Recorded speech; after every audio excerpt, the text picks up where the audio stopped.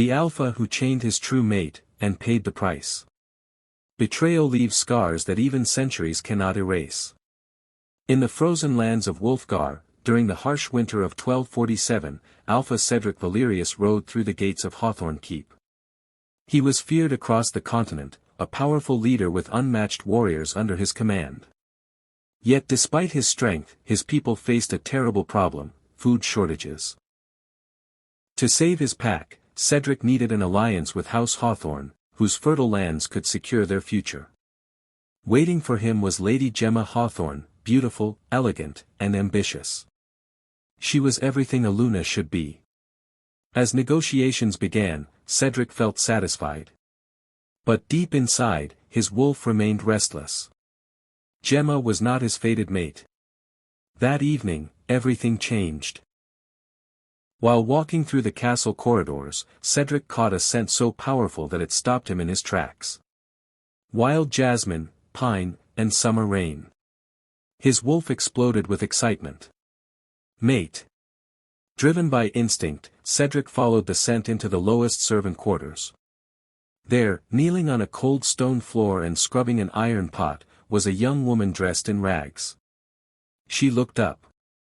The moment their eyes met, the mate bond snapped into place. Her name was Brooklyn Hawthorne. The illegitimate daughter of Lord Hawthorne. A servant. A nobody. For one beautiful second, hope filled Brooklyn's eyes. The powerful alpha standing before her was her destined mate. But Cedric's ambition was stronger than his heart. Claiming Brooklyn would destroy the alliance. It would cost him land, armies, and political power. So he made a choice. The worst choice of his life. Instead of embracing her, Cedric accused Brooklyn of being a witch. He claimed she had tried to use dark magic against him. The shocked servants watched as the alpha publicly condemned his own mate. Then came the final cruelty. "I demand she be given to me," Cedric declared. "Not as a bride. As a slave." Brooklyn's world shattered. Heavy iron chains were locked around her wrists and neck. Her own father eagerly handed her over. As she was dragged away, she looked back at Cedric one final time. He never looked away. But he never saved her either. The journey to Valerius Peak became a nightmare.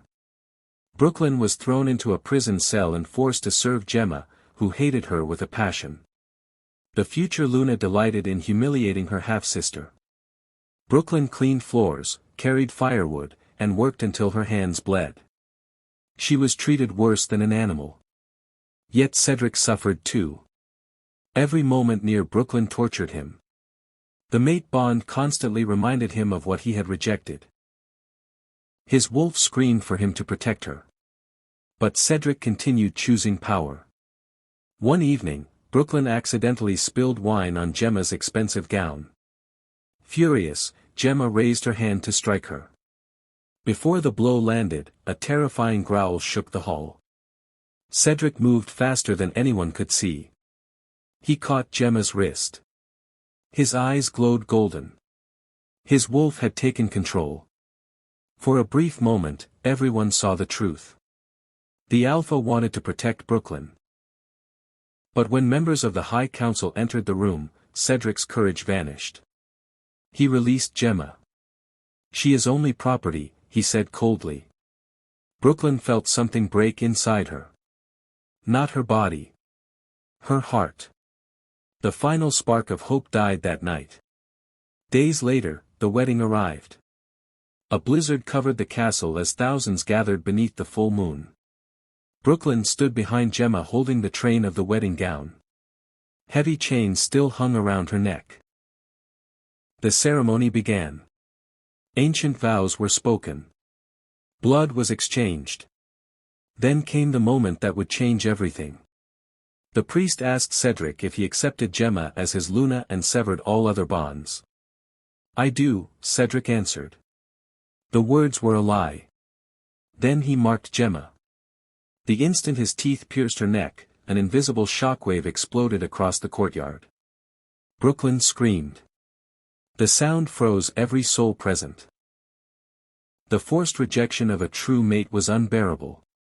She collapsed onto the frozen ground, motionless. Cedric felt his own soul tear apart. Inside his mind, his wolf released one final heartbreaking howl before disappearing into darkness. For the first time in his life, Cedric felt completely alone. He had gained a Luna. He had gained land. He had gained power. But he had lost the only thing that truly mattered. That night, Brooklyn lay dying in a dungeon cell. Her body burned with fever. The severed mate bond felt like an open wound inside her chest. Then the impossible happened. Silver mist filled the room. The air shimmered.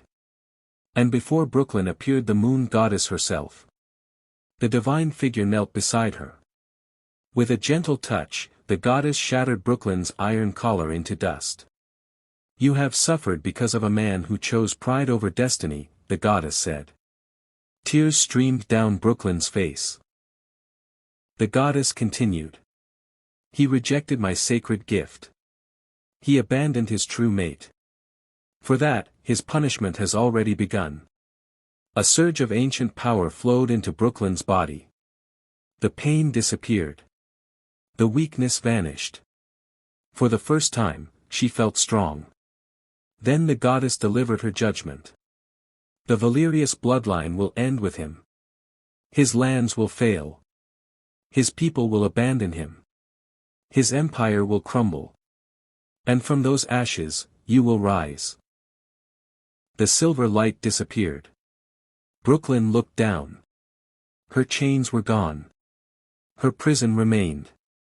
But she was finally free. The next morning, disaster struck House Valerius. Cedric was awakened by frantic knocking. His beta, Garrick, stood outside trembling. "Alpha, you must come quickly." When Cedric reached the western farmlands, he couldn't believe what he saw.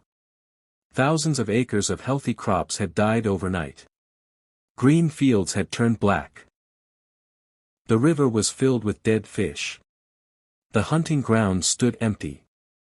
Even worse, pregnant females throughout the pack had lost their unborn pups. Fear spread rapidly. The curse had begun. Over the following weeks, the destruction continued. Food supplies rotted. Warriors grew weak.